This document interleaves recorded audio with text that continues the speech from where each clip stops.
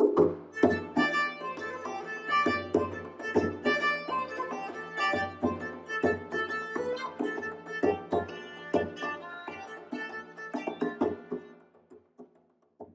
sommes en 1636. Gaspard Boucher, sa femme Nicole et leurs 5 enfants sont réunis autour de la table pour le repas.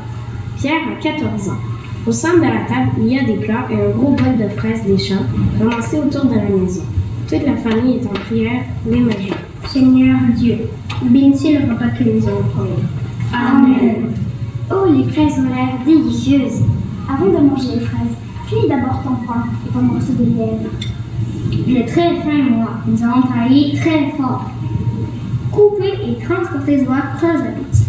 Tu sais, maman, nous avons aidé papa dans son travail de menuisier. Nous l'avons aidé à construire une maison et à fabriquer des meubles. Que de travail depuis notre arrivée en Nouvelle-France. Il y a tellement de forêts ici. Nous avons coupé des arbres et construit notre maison en bois. Nous avons défriché et commencé à cultiver la terre. Rappelez-vous, au début, nous n'avions pas de maison. Nous avons demeuré avec tous les autres dans l'habitation de M. de Champlain à Québec. Maintenant, nous voilà installés sur une terre fertile près de Québec et dans une maison bien meublée.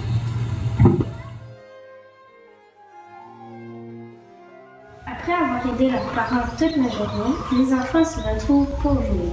Les amis de Pierre Boucher l'attendent pour une partie de billes. Nicolas, le petit frère de Pierre, est avec eux. Et qu'est-ce qu'il fait ton frère Pierre? J'ai hâte de jouer aux billes, mais on ne peut pas jouer s'il n'est pas là. Est-ce qu'il travaille avec ton père aujourd'hui? Je ne sais pas. Un bateau est arrivé de frontière. Est-ce que Pierre est allé avec ton père à Québec chercher des marchandises? Je ne sais pas. Tu ne sais rien, toi? Je sais plein de choses, par exemple. Je sais ce qu'est le catéchisme. Vous savez-vous? Évidemment. Et toi, si tu le sais, dis-le donc.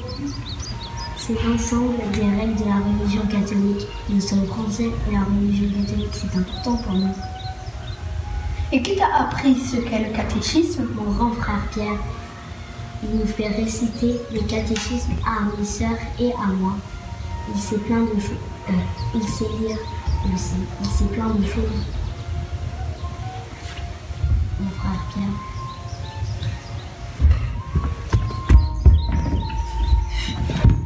Alors, les amis, on joue maintenant?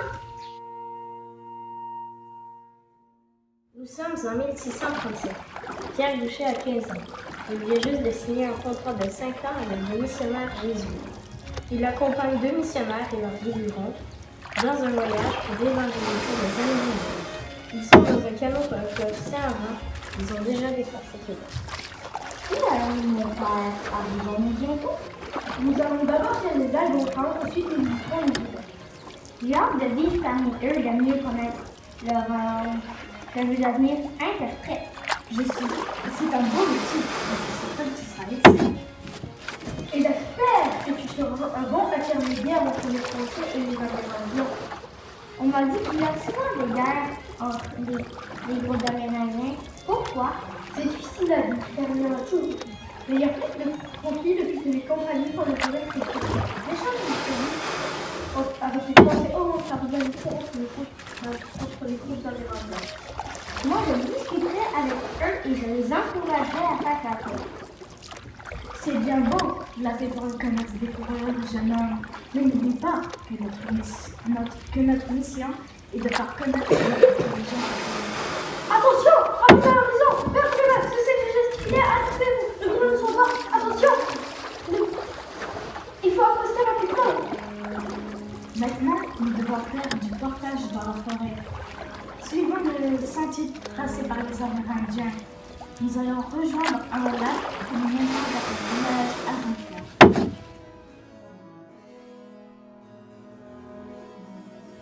Nous sommes maintenant en 1641. Pierre Boucher a 19 ans. Il est en visite au poste de traite de Trois-Rivières. C'est M. de la Violette qui a fondé ce poste en 1634. Celui-ci travaillait déjà dans le commerce de la fourrure quand Samuel de Champlain l'a désigné pour prendre la direction du poste de traite de Trois-Rivières. C'est avec quelques soldats que M. de la Violette a construit la première palissade. Alors, Monsieur Boucher, comment trouvez-vous le poste de traite de Trois-Rivières? Très bien situé au confluent du fleuve Saint-Laurent et de la rivière Saint-Maurice. On ne pouvait faire mieux. au point de rencontre de deux cours d'eau très importants. Oui, c'est un endroit bien choisi pour le commerce des fourrures. Il y a beaucoup d'Amérindiens et de Français qui viennent ici pour échanger un canot, pour échanger leurs fourrures. Le troc nous occupe beaucoup. Ouch, j'ai mal.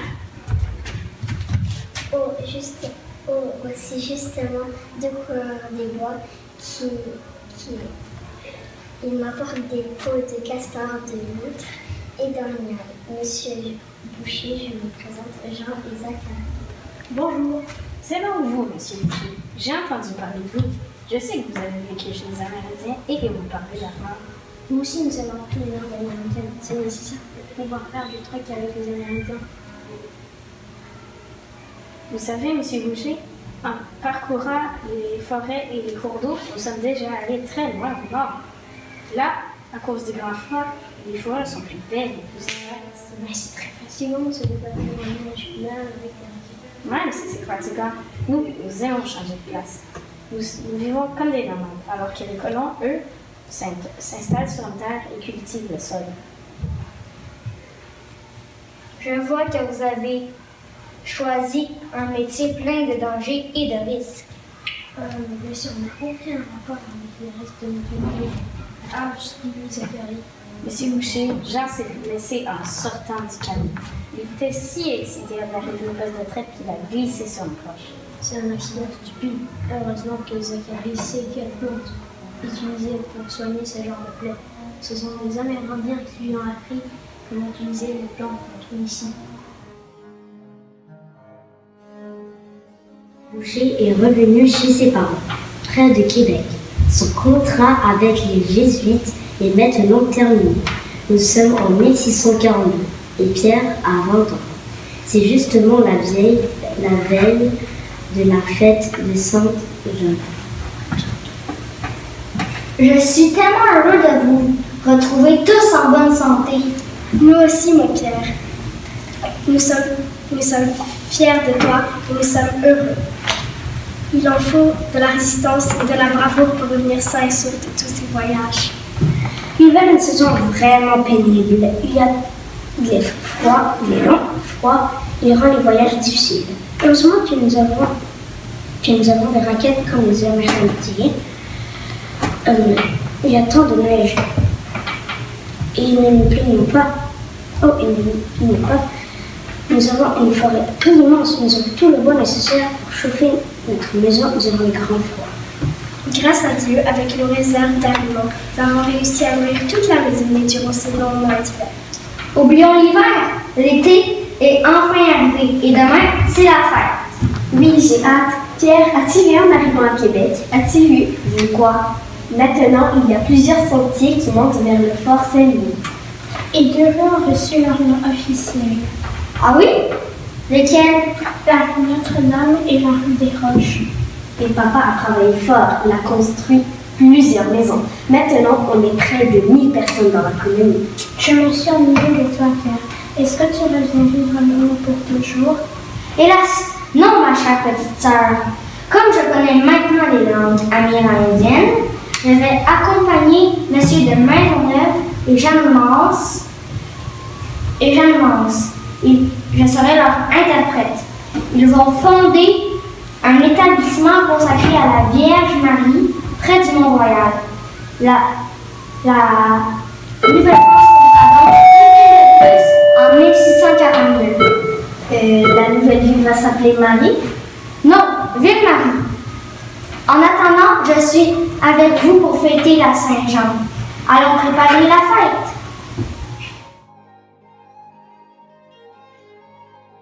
Et des amis de la colonie se réunis au bord du fleuve pour célébrer la fête de la Saint-Jean, comme cela se faisait en France. Le curé a béni le feu de joie qu'on vient d'allumer.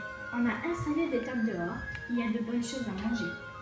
Remercions Dieu pour cette belle journée. C'est une des plus longues de l'année. Vive la Saint-Jean! Il a fait si bon aujourd'hui. Après l'hiver, quel bonheur de retrouver la chaleur du soleil. Fêtons tous ensemble l'arrivée de la lumière de l'été, de la lumière et du soleil. Hurrah! chantons notre mère patrie, la France.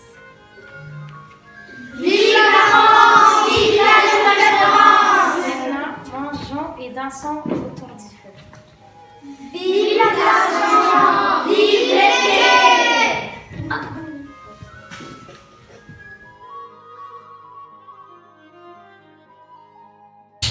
Deux années ont passé. Nous sommes en 1644. Pierre Boucher a maintenant 22 ans et il vit à Trois-Rivières. Il est employé au poste de traite. Il s'occupe du truck avec les Amérindiens et les coureurs de lions. Vous êtes courageux de voyager aujourd'hui. Ils vont depuis des jours et des jours. Le vent vient du nord-est. Oui, il a des grosses voitures. Vous avez de bien belles fourrures. Combien en avez-vous? Nous en avons 3 canons plats, surtout des peaux de castor. Nous avons aussi des peaux de caribou, d'orignal et de renard. Si elles sont aussi belles que celles-ci, je les prends toutes. Que voulez-vous en échange de vos peaux? Nous voulons des fusils, des couteaux. Nous voulons aussi des chaudrons, des couvertures et des tissus. Désolé, je n'ai plus de tissus. Il faudra attendre le prochain bateau de France pour en avoir. Alors nous prendrons des couvertures. D'accord, comme vous voulez.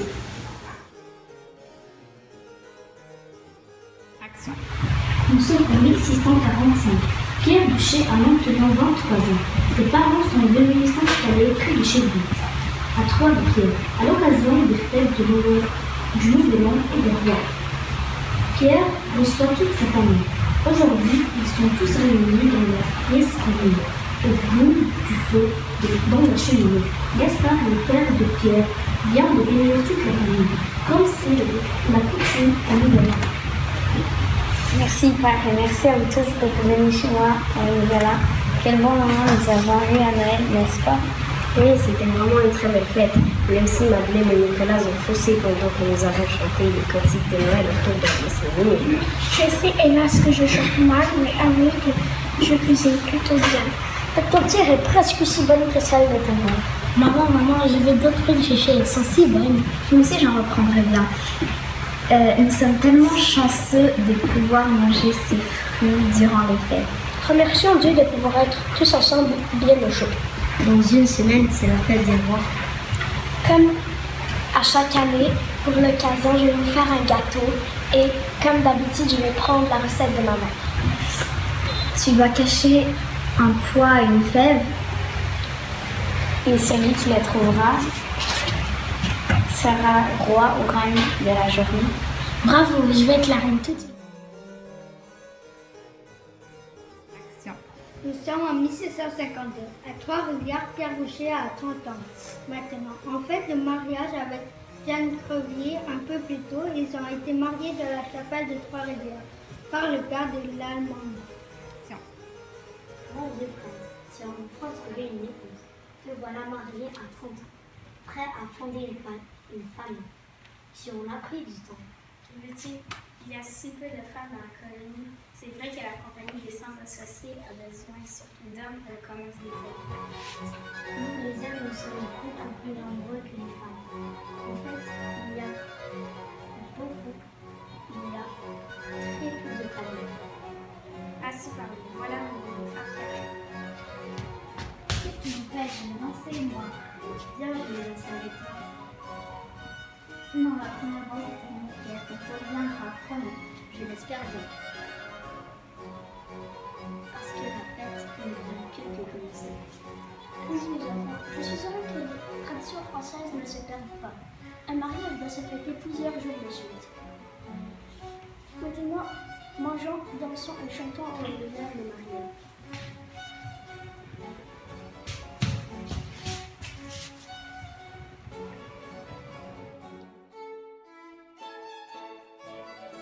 En 1654, Pierre Boucher est nommé gouverneur des Trois-Rivières par le gouverneur de la Nouvelle-France. Son rôle principal est d'assurer la sécurité de tous les colons.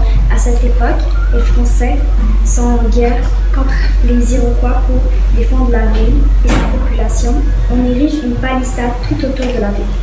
Une troupe d'hommes a été formée pour monter la garde et riposter en cas d'attaque. C'est le gouverneur qui prend les décisions concernant la guerre et la sécurité. Il s'occupe aussi des questions de commerce, principalement le commerce des fourrures qui se fait au poste de prêt. J'ai eu une dure journée aujourd'hui. Tu as parlementé longuement avec les Iroquois, n'est-ce pas? Oui, ils sont de très habiles orateurs. C'est une de leurs grandes forces. Le commerce des fourrures est une bonne affaire pour la colonie, mais c'est une source de conflit. Les Hurons et les Iroquois se font la guerre depuis longtemps. On ne sait pas vraiment pourquoi ils sont unis, mais chose certaine d'entendre que les Français ont signé avec les Hurons pour obtenir les fourrures n'a pas arrangé les choses. Les conflits se sont aggravés entre les deux peuples. En faisant l'alliance avec les Hurons, nous sommes devenus des ennemis pour les Iroquois. C'est une des causes pour la guerre actuelle. La situation est inquiétante. Il faut prendre son fusil pour aller travailler au champ, par crainte de se faire attaquer. Oui, c'est vrai, mais je pense que les Iroquois aussi souhaitent arriver à une entente certaine. Je suis certain que nous trouverons ensemble un compromis. Je prie tous les jours pour la paix.